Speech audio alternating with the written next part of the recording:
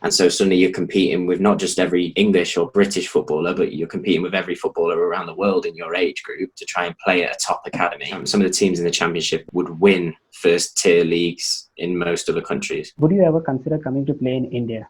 I'd love to. If anyone in India needs a goalkeeper, let me know. You see a lot of players, especially at the top level, who lose that love of playing. I don't want to just make a clickbaity title and thumbnail and they click on it and they're like, well, this is rubbish. Like, it's not really helping me.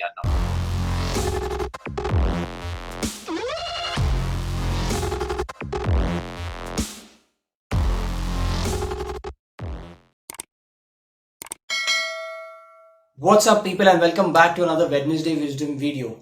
I've got the second part of a Tiki-Taka episode that I did with Conor O'Keefe. Yes, the guy who can do things like this on the football pitch.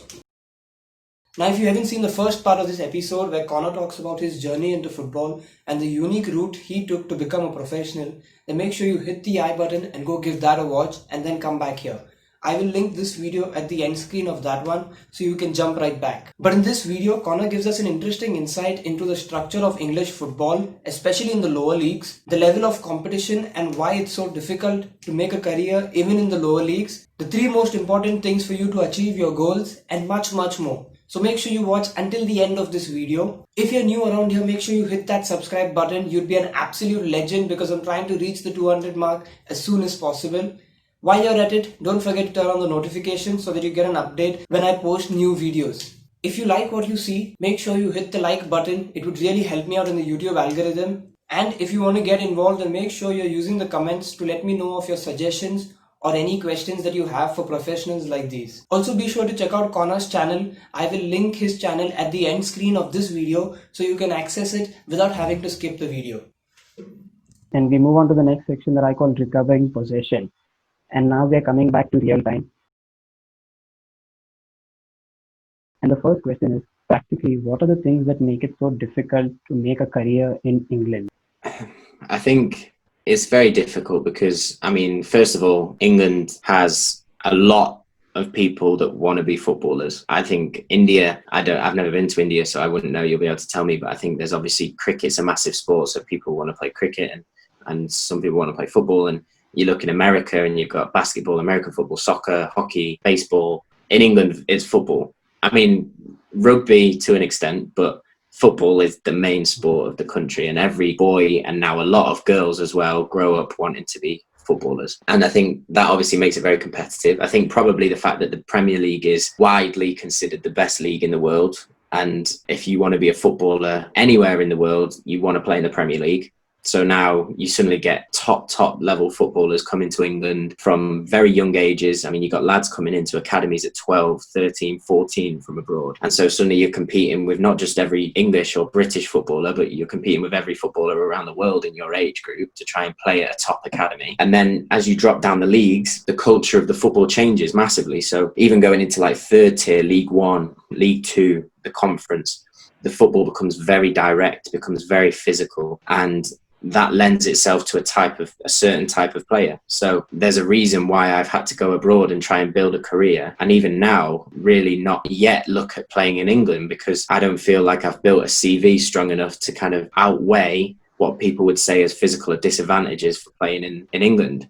And I'd back myself to play at any level in England, but you have to be able to cope with a certain level of physicality in the manager's eyes before they'll give you an opportunity. So, for example, if you had the small Spanish players that have gone on to be so successful, if they'd grown up in England, if they hadn't got into a top level academy, I don't know if teams in League One would play them, or League Two, or the conference, because they'd just be like, well, they're not big enough, they're not physical enough, they can't deal with the type of play. And it is changing, but I think the focus on the physicality has made it very difficult for more technically based players. But at the same time, I look at players from Brazil who go and play in the Ukraine just to try and get an opportunity. British players don't play abroad in general. It's starting to change a little bit, but if you really want it, go and find the opportunity to do it. That's what I've had to do, and that's what I'll keep doing. So if you really want to do it, then go abroad, learn, try and play in different places, and then build up to wherever you want to be eventually. Yeah. In India, it's a little different because the main problem is the structure. We don't have good youth systems. Like, for example, my city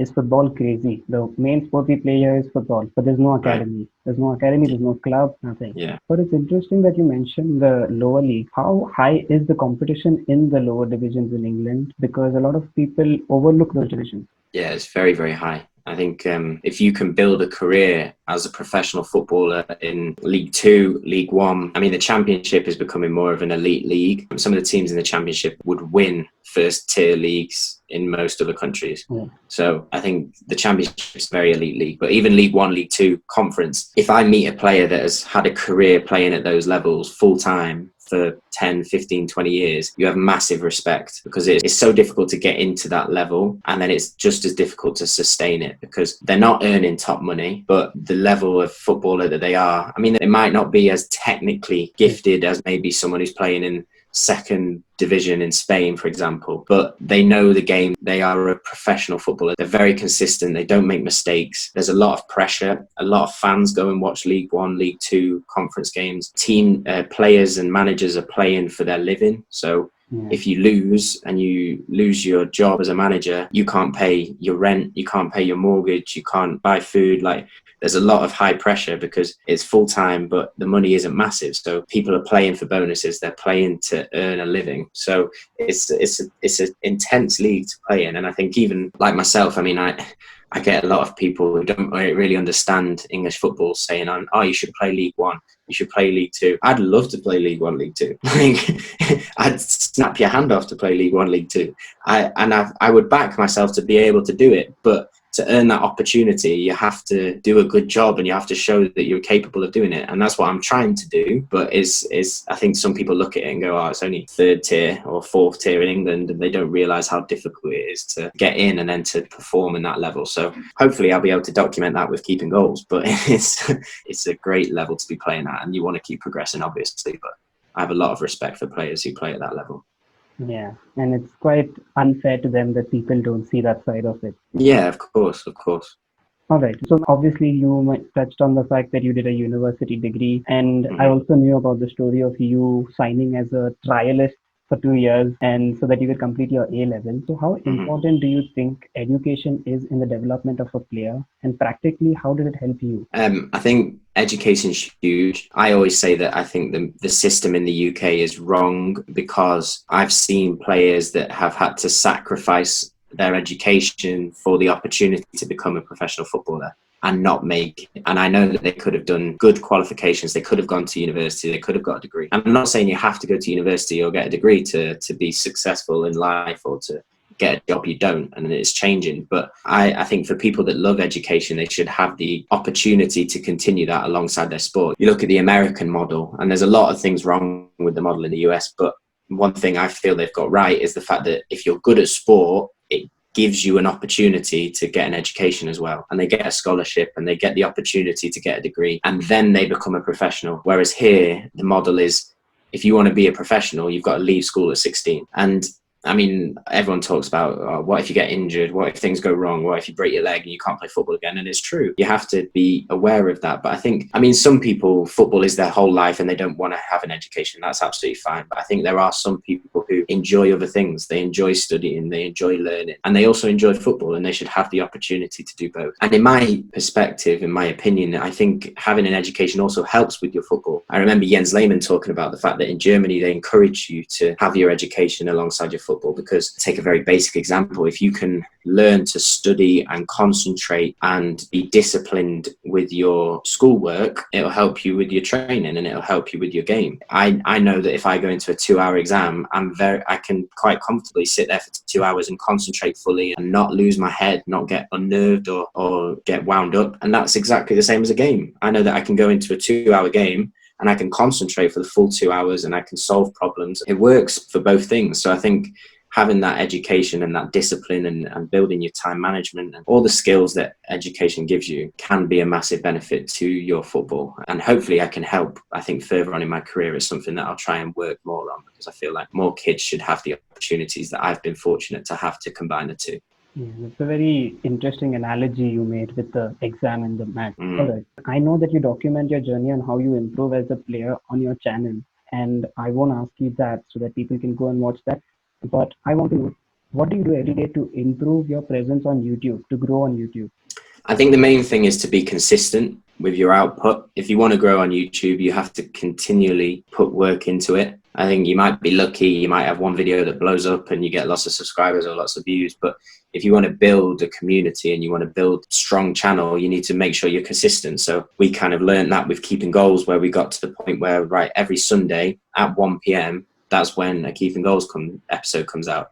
And then your audience starts to know it. It's like a TV show. So that's important. I think trying to bring value to people. With each episode of Keeping Goals, I will try and either entertain people, educate people, give people some insight into what's going on, bring them something of value. I don't want to just make a clickbaity title and thumbnail and they click on it and they're like, well, this is rubbish. Like, it's not really helping me. I'm not getting anything from it. So I think if you can bring value on a consistent basis, and you can focus on that, like we said before, and not worry about views and subscribers, then you'll put in the work and you'll get a strong channel. But I mean, we've been doing this for 3 years, and it's only really in the last year that we've seen, just over a year ago, we had 1,000 subscribers, and that's like the last year of a 3-year process. So it may take some time, but if you can stick with it, you'll be successful at it.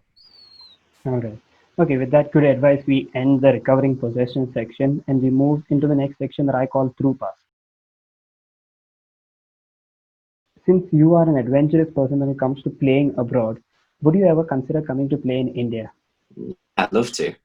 I've heard stories, and I mean, I know a few English players that have played in India. I think David James played in India at one point. And I think seeing some of the I'd love to visit India, full stop. It seems an incredible country. I'd love to go on holiday or go and travel around India.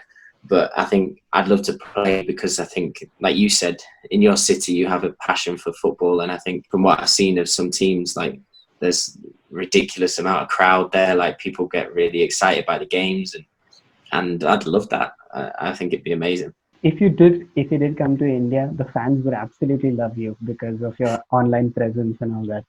Yeah. Yeah, we'll have to do it. Well, tell them I'm looking for a team. If anyone in India needs a goalkeeper, let me know. And if you do visit India, then I'm calling dibs on a collab before anyone else.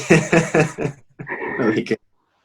All right. Okay. Other than finding the club, what is one goal that you want to achieve in the next few years? I mean, I've got some goals on my whiteboard, which I keep up there, and I kind of have some goals for football. First of all, that I want to do, and then obviously kind of with the online stuff and business and things. But as I've always said, the football is the most important thing. And this summer, I want to try and secure a professional contract. That's my main goal. So if by this time next year, I've had a full year playing in professional football, continuing to improve, that'd be perfect. I don't need lots of money. I don't need to be playing at a huge high level. As long as I'm getting better all the time, I know that that'll come to me. So the main goal at the minute is to get that professional contract again and to keep improving as a goalkeeper.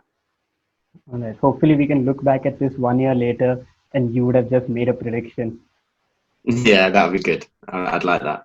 Okay. After your playing days, what do you think you would rather get into? Coaching or, like you mentioned, your international business degree, something in that line? I think I'll always have something involved in goalkeeping and in football.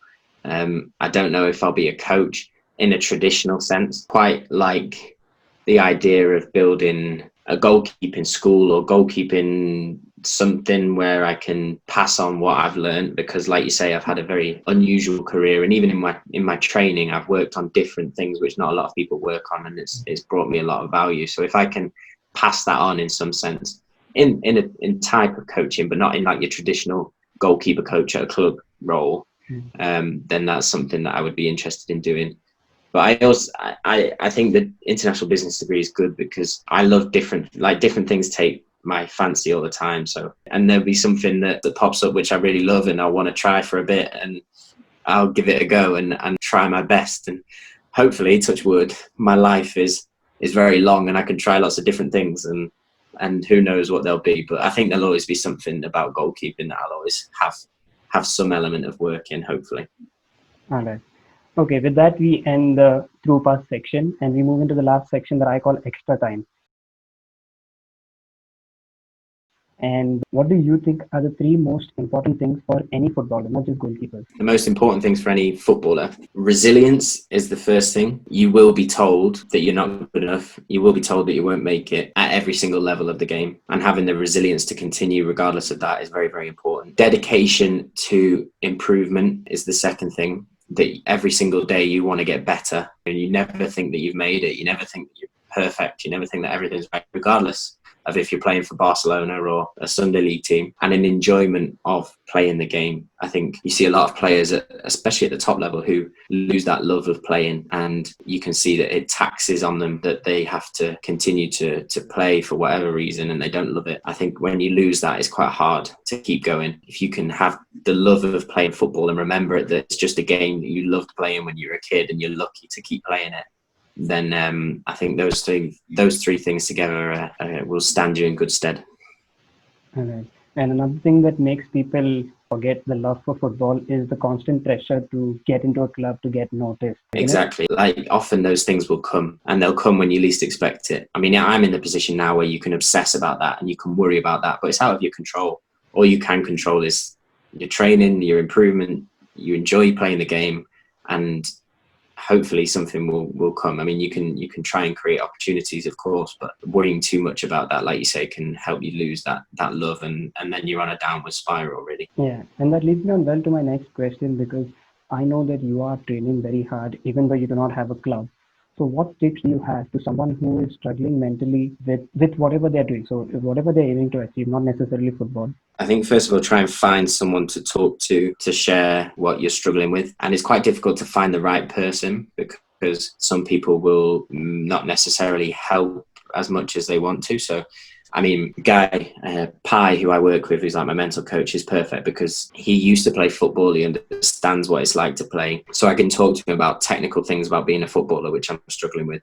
But I can talk about emotions from the game, which I'm struggling with. If I talk to my mum, for example, my mum doesn't understand all that. She's not been in that situation, and she just wants to help. She'll be trying to help as much as she possibly can, but it might not help me solve my issue because I need someone who may understand the things that I'm going through. But if I'm struggling with something else, my mum might be the perfect person to speak to, and Pi might not have a clue. So, like, regardless of what problem or what issue you're struggling with, try and find someone that you think might be able to relate and bring it up, have a conversation, verbalize the issues that you have. Because often, whenever you have a problem or a negative thought, it can make itself seem very big in your head. But when you verbalize it and you speak it, it can help you to solve the issue without anyone actually giving you a solution, because you can speak through it. You can start to understand it as a problem and start to understand how to improve. So find someone that you think can relate, and then verbalize the issue and talk about it. And that often will help you solve it pretty quickly. All right, that's very insightful. Okay, Conor, that brings us to full time. Thank you so much for being a part of this series. I learned a lot and I got a lot of good advice. And I hope you had some fun too. No, I really enjoyed it. Thank you very much for having me on. I really enjoyed it, and I'm very impressed by the way that you've structured it. You've put a lot of thought into it, and you've done a really, really good job. So thank you for having me on, and thank you for all the support as well, babe, because it means a lot, Leo. So thank you. That's the end of the video. Thank you so much for watching. I really hoped you learned something from watching this video and liked what you saw. If you did, make sure you leave a like and subscribe for more content like this. Also, if you liked Conor's story, then make sure you let him know on his Instagram and Twitter. I'm sure he'd be really happy to reply to you. In the meantime, don't forget to check out the other episodes that I did with the other professionals by clicking on the screen now.